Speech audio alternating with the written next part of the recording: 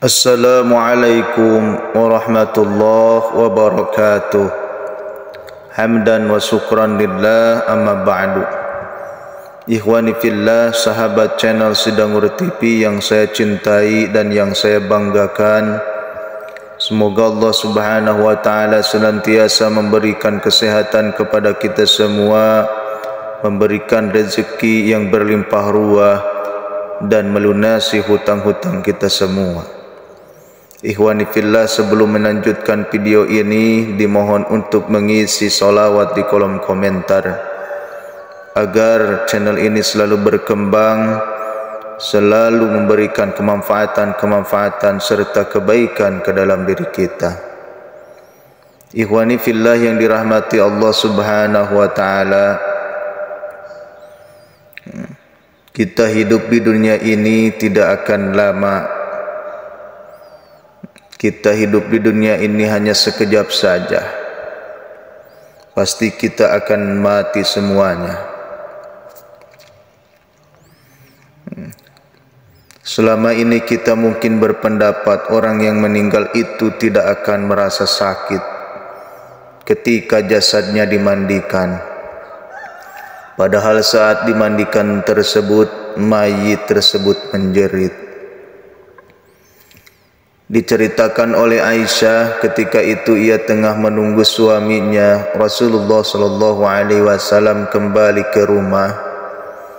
Ia mengucapkan salam dan kemudian berdiri untuk menyambut sang nabi kecintaan Allah tersebut. Duduklah di tempatmu, tidak usah berdiri wahai ummul mukminin, begitu ucap Rasulullah sallallahu alaihi wasallam. Rasulullah sallallahu alaihi wasallam kemudian turut duduk bersama Aisyah dan kemudian meletakkan kepalanya di pangkuan istri tersebut. Aisyah lantas mencari uban pada jenggot Rasulullah sallallahu alaihi wasallam dan menemukan 19 selai rambut yang sudah memutih.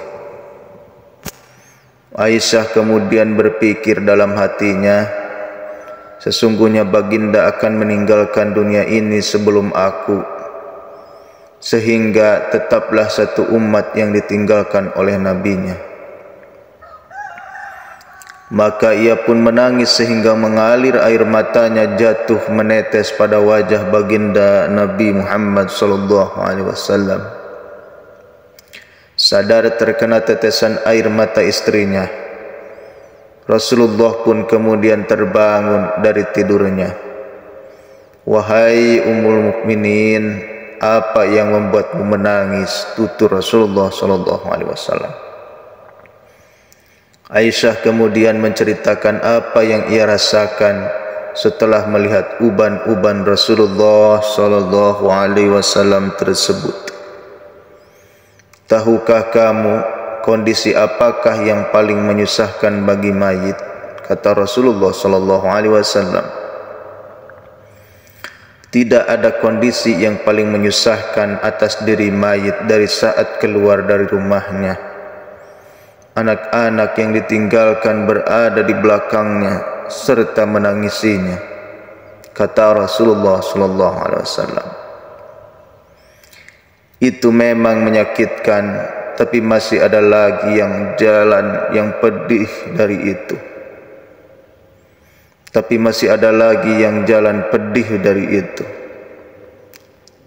Sahut Rasulullah sallallahu alaihi wasallam. Tidak ada kondisi yang lebih berat atas diri mayit dari saat dia dimasukkan dalam liang lahat dan dikubur di bawah tanah. Para kerabat, anak dan istrinya meninggalkannya pulang. Setelah itu datanglah malaikat Munkar dan Nakir dalam kuburnya, ujar Aisyah.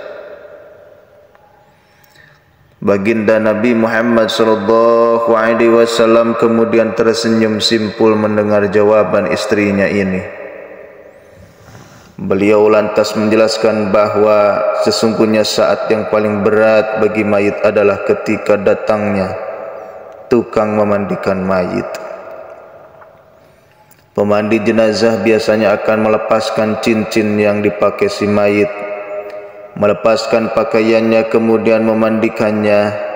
Saat itu ruh akan menjerit kuat, di mana suaranya dapat didengar oleh seluruh makhluk kecuali jin dan manusia.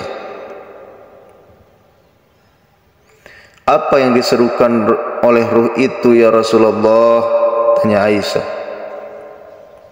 Hai tukang memandikan, demi Allah aku memohon kepadamu agar engkau mencopot pakaianku dengan pelan-pelan, karena sesungguhnya saat ini aku sedang istirahat dari sakitnya pencabutan nyawa dari malaikat maut. Begitu ungkap Rasulullah sallallahu alaihi wasallam. Aisyah kemudian semakin penasaran. Lalu apa yang diserukan lagi oleh ruh? Tanya Aisyah lagi. Hai tukang memandikan, demi Allah jangan engkau tuangkan air panas, jangan engkau gunakan air panas, dan jangan pula air dingin.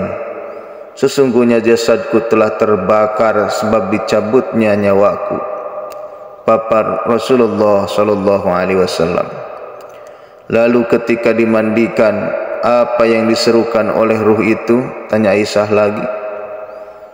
Dan ketika dimandikan, ruh itu berkata, demi Allah, hai tukang memandikan, janganlah engkau pegang diriku terlalu kuat. Sesungguhnya jasadku masih terluka karena keluarnya nyawa. Tutur Rasulullah sallallahu alaihi wasallam. Itulah sakit yang dirasakan oleh mayit. Tentu kita sudah tahu bahwa saat pencabutan nyawa itu rasanya begitu menyakitkan. Bahkan Rasulullah sallallahu alaihi wasallam pun merasakan hal yang sama, dan bekasnya masih terasa hingga saat dimandikan. Jadi bagi anda yang suka memandikan jenazah, dengarlah jeritan ruh. Ikhwani fillah yang dirahmati Allah subhanahu wa ta'ala, kita telah mendengarkan bagaimana kesakitannya si mayit ketika dimandikan. Maka bagi para orang-orang yang memandikan mayit, siapa saja, baik keluarganya ataupun yang sejenisnya, janganlah terlalu kuat-kuat memegang dan lain sebagainya, karena mayit akan menjerit kesakitan. Ikhwani fillah yang dirahmati Allah subhanahu wa ta'ala, mungkin itu saja yang bisa saya sampaikan. Billahi taufiq wal hidayah. Wassalamualaikum warahmatullahi wabarakatuh.